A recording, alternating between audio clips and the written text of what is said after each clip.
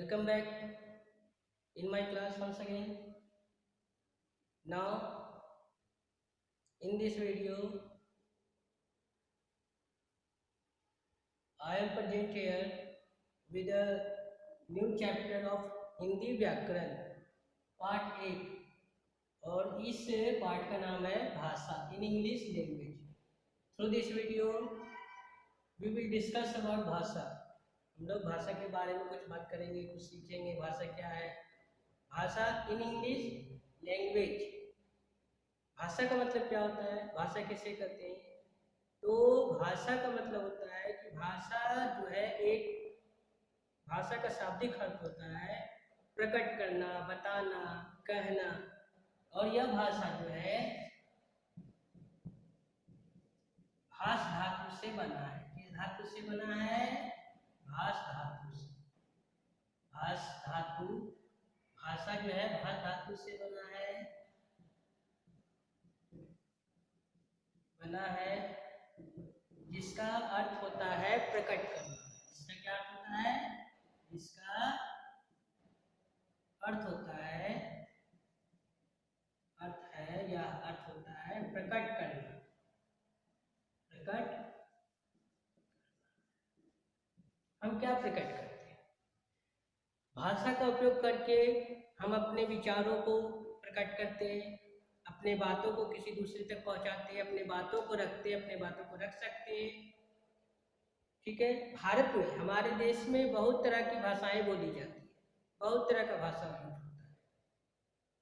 Hindi, English, Urdu, Bangla, Odia, Malayalam, Tamil, Telugu, whatever, जो बहुत सारी ये सारी भाषाएं हैं। तो अलग अलग क्षेत्रों में, अलग अलग राज्यों में अलग अलग भाषाएं बोली जाती है।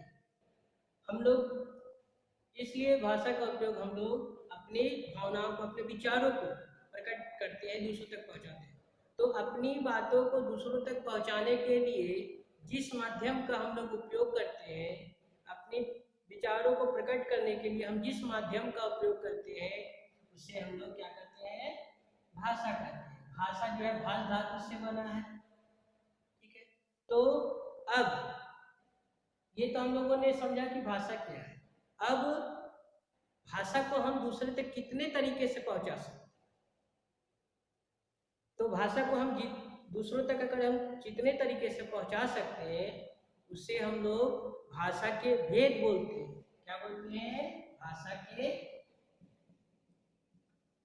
भेद। अब ये जानेंगे कि भाषा के भेद। तो भाषा के भेद से पहले थोड़ा सा मैं और कुछ बोलना चाहूँगा कि जैसे प्रकट करना। तो थोड़ी देर के लिए मान लेते हैं कि मैं इस वीडियो के द्वारा अभी जो आप लोगों को मैं जो भी बता रहा हूँ, मतलब मैं अपने विचारों को आप तक पहुँचा रहा हूँ। आप तक क्या कर रहा हूँ? पहुँचा रहा हूँ। तो मैं अपने अब जो आपके पास जो मेरा आवाज़ पहुँच रहा है, तो मैं अपने सारे विचार को आप तक रख रहा हूँ। तो मैं हिंदी भाषा का यूज कर रहा हूँ, मैं हिंदी बोल रहा हूँ इस पीरियड में, तो हिंदी भाषा का मैं उपयोग कर रहा हूँ और हिंदी माध्यम के द्वारा मैं आपको इस जो पाठ है, यह पाठ इसे मैं बता रहा हूँ ताकि आप मेरी बातों को समझ सके, मैं क्या कह रहा हूँ आप समझे। तो भाषा को हम अपनी भाषा को, अपनी भावना, अपनी बातों को दूसरों तक हम रख सकते हैं, प्रकट कर सकते हैं तीन तरह से, तीन अलग अलग मेथड से, तीन अलग अलग विधि से। पहला विधि क्या है? तो इसी को जो अलग अलग विधि है, उसी को हम लोग भाषा के भेद बोलते हैं। तो भाषा के तीन भेद। कितने भेद है? तो भाषा के तीन भेद हैं। तीन भेद।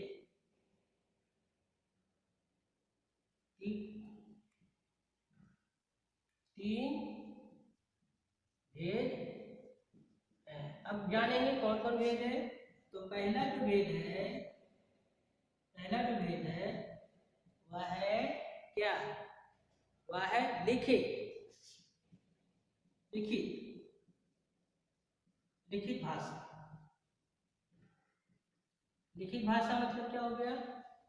तो अगर हम अपने विचारों को, अपने बातों को अगर दूसरे तक हम लिख कर पहुंचा रहे हैं, लिखित माध्यम से हम बता रहे हैं तो उससे हम लिखित भाषा कहते हैं।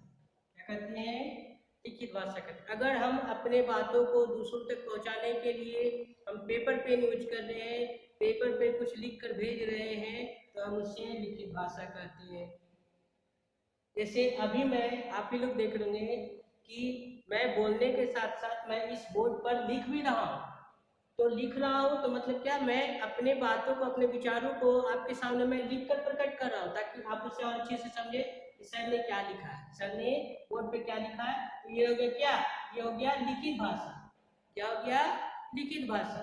तो भाषा के जिस माध्यम से हम लिखने का प्रयोग करते हैं, लिख कर दूसरों तक बातों को पहुंचाते हैं, उसे लिखित भाषा कहते हैं। इसके बाद दूसरा है मौखिक भाषा। मौखिक भाषा।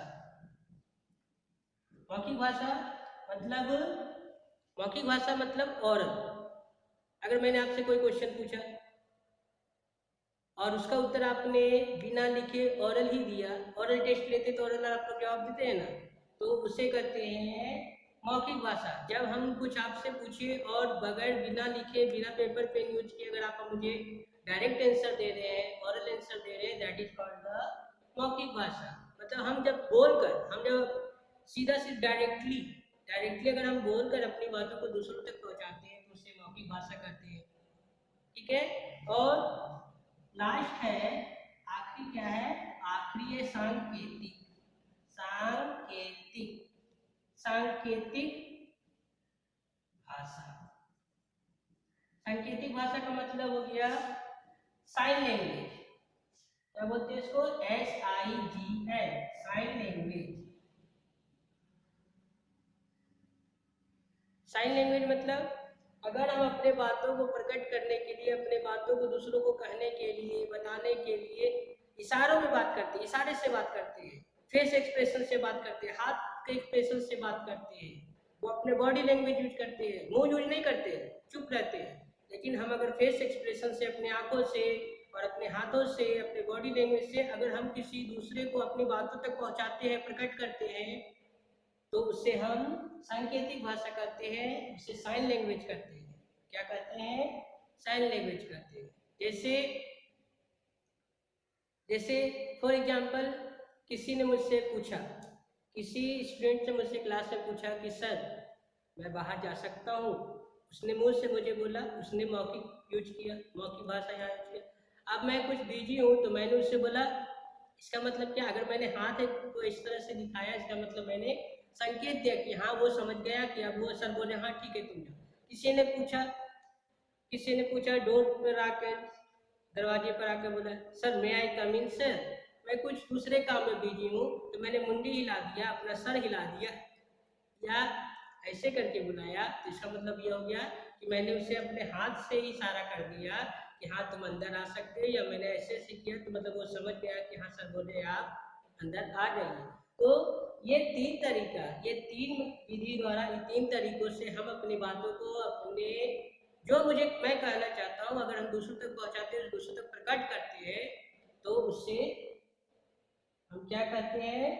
भाषा कहते हैं। और भारत में अलग अलग राज्यों में अलग अलग भाषाओं का उपयोग होता है। कोई बांग्ला बोलते हैं, कोई उर्दू बोलते हैं, कोई हिंदी बोलते हैं, कोई मराठी बोलते हैं, तमिल बोलते हैं, तेलुगु बोलते हैं, कन्नड़ बोलते हैं। ये सारी भाषाएं भारत में उपयोग की जाती है, जिससे जो भाषा आसान लगती है वो करते हैं। लेकिन सांकेतिक भाषा जो है सबसे मतलब इशारा, माँ जो है राहुल को बुला रही है, या अब हम कहेंगे कि शिक्षक ने क्लास में उसे बुलाया तो तुम इधर आ जाओ, वहाँ चले जाओ। तो ये सब हाथ पैर हम लोग फेस वगैरह यूज करते हैं, तो हम लोग उसे सांकेतिक भाषा करते हैं। Understood everyone? So in this video हम लोगों ने क्या सीखा? तो हम लोगों ने सीखा भाषा। और भाषा क्या है, भाषा के कितने भेद है, हम लोगों ने इसके बारे में जाना। मुझे उम्मीद है कि आप लोग को ये चीज़ समझ में आ गया होगा। ठीक है, बाकी इस विषय में और हम लोग जो है आगे और विस्तार से समझेंगे अगले वीडियो में। ठीक है, तब तक के लिए धन्यवाद।